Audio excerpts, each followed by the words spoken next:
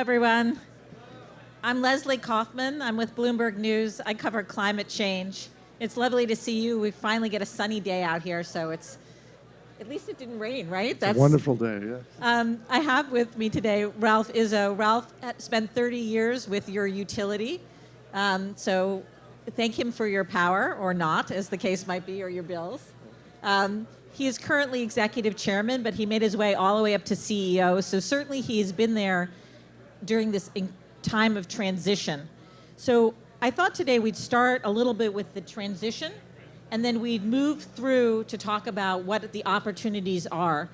So let's talk about where we are in terms of producing clean energy for New Jersey, and in some senses why we're not farther along, right? So go ahead.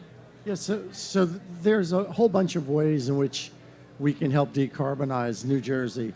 And New Jersey historically has focused on the use of nuclear power to achieve its carbon-free energy. More recently, it had focused on rooftop solar. And even most recently, it's been paying much more attention to offshore wind. So you really do need a kind of all of the above toolkit to decarbonize the electric system. We have emphasized 5 critical steps to building a carbon-free future in New Jersey. I've already mentioned 3 of them: preserving nuclear, investing in renewables. I've mentioned 2 of them. And then the third would be energy efficiency, electrifying the economy, starting with transportation. And then the 5th one would be to put a price on carbon so that the market chooses among which of those 4 to emphasize and by how much. So we're looking at a young group of entrepreneurs here, or all-age entrepreneurs looking for the future here in New Jersey.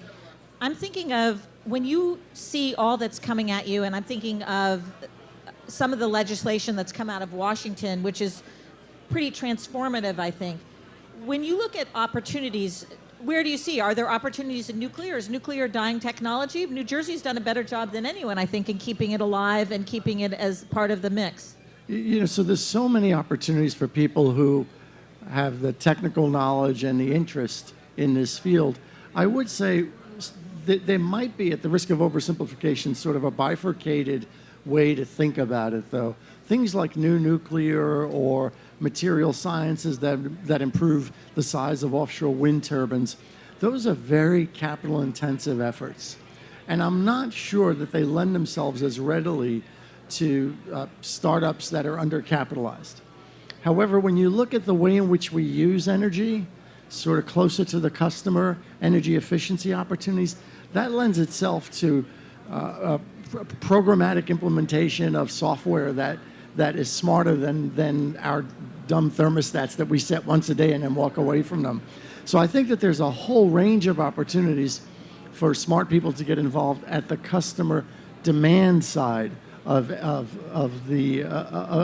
supplying and using energy.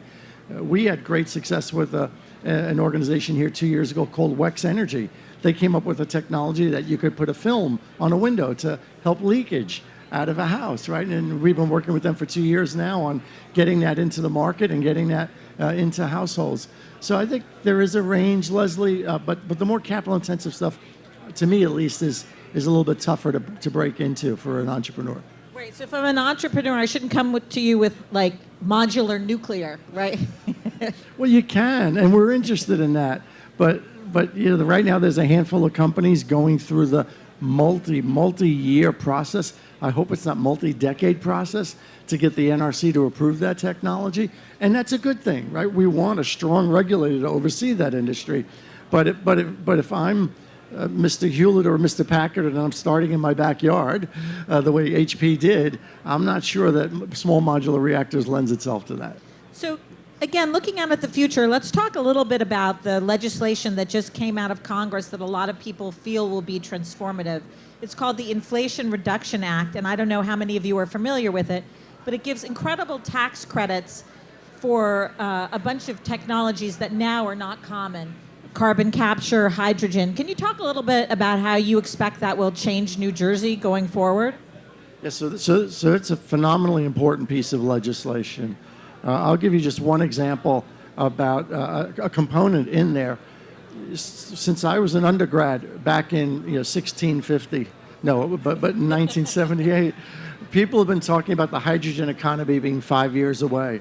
Well, in that legislation right now is a tax credit that says if you produce a kilogram of hydrogen, we'll give you $3 as tax credits. If you look at the basic chemistry of producing hydrogen from water, that means that you would be able to earn $75 per megawatt hour for the electricity used to generate hydrogen. Just about any energy technology can make money at that price. Now, why is that important for New Jersey? Who needs hydrogen? Well, hydrogen is very important to the petrochemical industry. We have a big petrochemical industry in New Jersey. Hydrogen will be important to natural gas utilities that are trying to lower their carbon intensity. All of New Jersey is heated or cooks using natural gas. Hydrogen will be critically important as an energy storage technology to states that are investing heavily in renewable energy supplies, such as New Jersey. So I think hydrogen does have a future in New Jersey. I don't want to overpromise and underdeliver, but that's one example within the IRA, as it's referred to, of something that New Jersey can capitalize on. And that'll be very different, say, in 20 years from now. No question it'll be very different than 20 years from now, because I think this is still 2022. Sometimes I get confused. but the governor just announced that he wants 11,000 megawatts of offshore wind by 2040. That's wonderful. But there are times when New Jersey only needs 5,000 megawatts of power. So what do you do with the extra 6,000 megawatts? Well, you produce hydrogen and you store the energy in that hydrogen. That's not going to happen tomorrow, but over the next 20 years, we'll see that transition. So if we talk about the transition to green energy, a lot of people have put some blame on the utilities. They tend to be conservative. They tend to not want to change things up. When you look going forward as to the IRA has a lot of potential. We're putting in wind energy, but what do you see as some of the obstacles? Will we be able to get the transmission lines in? Will we be able to do we have the people to man all of this? You know, there's no question that the utility industry is not known as a hotbed of innovation and creativity. And hopefully we're changing and we're getting better at that. But there is no shortage of sort of reluctance on the part of everyone who is involved in the industry, including the regulatory system, right? If I were to ask people, what is the one word you think of when you think of the utility industry, other than a few choice words that we probably couldn't repeat up here, I would hope that the number one word people would come up with is reliable. You can rely on the dividend as a stockholder. You can rely on the power being there when you flip the switch as a customer. Well, you don't necessarily associate reliability with first of a kind anything. So yes, to your point, regulators are reluctant to approve that new small modular reactor until it's been proven repeatedly in some sort of pilot program. State officials were reluctant to approve us getting involved in energy efficiency because they didn't see that as a natural monopoly service. Towns are reluctant to approve transmission projects that come through because they don't understand why wind power being generated at location X being delivered to location Y has to burden their population in location Z. Right. So there's a whole host of inertia built into the system that makes it possible. But I would be less than totally honest if I didn't admit that the utility sector itself had a big part of that inertia embedded in it. And how do you think that is changing? How do we change the inertia? And do you think the utilities, both yours and other utilities around the country as well, and there's been a lot of resistance basically to climate. Do you think we've turned a corner, and do you see Yeah, no, so no one would ever confuse me with being Mother Teresa. The way you change that is you allow utilities to make money. So New Jersey did something brilliant. They basically allowed us to invest in light bulbs as well as transformers. And for every dollar we invest in a light bulb that uses less energy, we make the same amount of money for our shareholders as we do for a transformer. Now, I want to invest in that light bulb because it does two other wonderful things in addition to making money for my shareholders. It lowers the customer's bill, and it helps the environment. Now, it takes a lot of light bulbs to equal a transformer, but basically the same thing is happening in the Midwest. Fully depreciated old coal plants are being shut down, and they're being replaced by wind farms. Because it's an arcane part of regulation. That wind farm becomes part of the rate base, and you allow the utility to earn money on that. And there are imperfections in the market that don't allow customers to really capitalize on the types of things that are needed to transform the economy. I've gone to hospital presidents and said, why on earth aren't you changing that old, decrepit heating, ventilating, and air conditioning system? And their response is, if I had $5 million to spend, I'm not going to spend it on converting my energy plant. I'm going to spend it on important medical equipment that makes me a provider of choice. People don't come to my hospital because I have the lowest BTUs per square foot. They come because I have the best success rate at this procedure or that procedure. So I think that utilities, if given the right incentive, would be aggressive, more aggressive than they've been in leading the transition. So let's talk about that. Are there enough incentives now with this new legislation for utilities, but also for those hospitals and big facilities? Because a lot of people say this, that there's no incentive for the landlord, for instance. He's not Yeah, there are a lot of incentives. Let's just take another simple one. Part of this transition needs to pay careful attention to it being, as the phrase goes, a just transition. All right, so for the longest time, we were trying to electrify transportation because that's the number one source of carbon in the United States today. And we were giving tax credits to people who were buying $100,000 cars. Right. And those tax credits really or indirectly are borne by all Americans who can't afford that car. Well, this legislation allows you to buy a used electric vehicle and get a tax credit. That's a wonderful thing. There are energy efficiency grants that are being made available for low-income customers. It's a 900-page piece of legislation, right? I know we still don't even know what's in it. It's true. Every day we get a new report on something new that's in there. I don't even think anyone knows what's in that bill. That's exactly right. If you build a new carbon-free technology with domestic content in a coal state where unemployment numbers tend to be high because we need to leave that technology behind, your investment tax credit is 50%. That means if you spend $1 on a project, 50 cents of that dollar can be used to offset whatever taxes you're paying. That's a phenomenal incentive to build domestic content, carbon-free energy in coal-producing states. And the transmission system already exists to move that power to users who will benefit from that.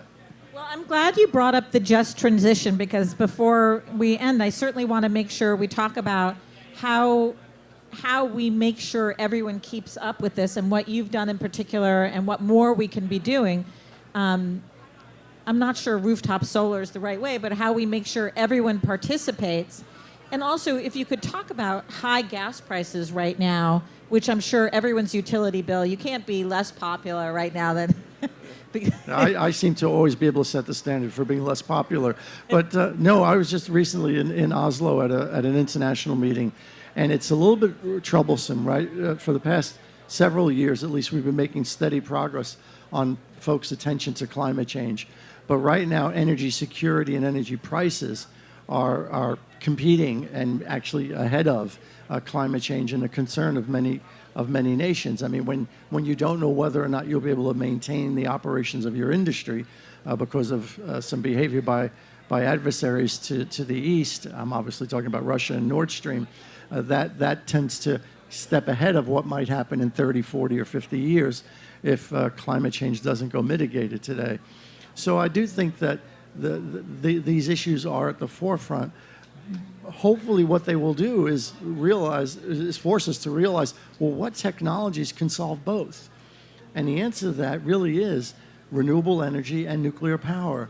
You don't have to rely on those nations that you rely on today for fossil fuels to do either of those two things. So I do think that that's going to be an important transition.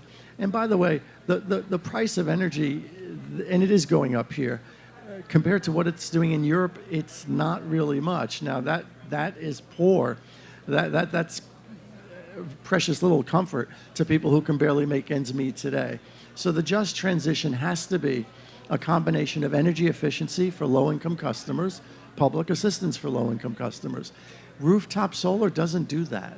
The average rooftop solar owner in New Jersey is making about $110,000, $120,000 a year, and it's being subsidized by people who in the United States on average make $60,000 a year, or people in New Jersey who on average make $70,000 a year. So we have to change the incentive system. We really do.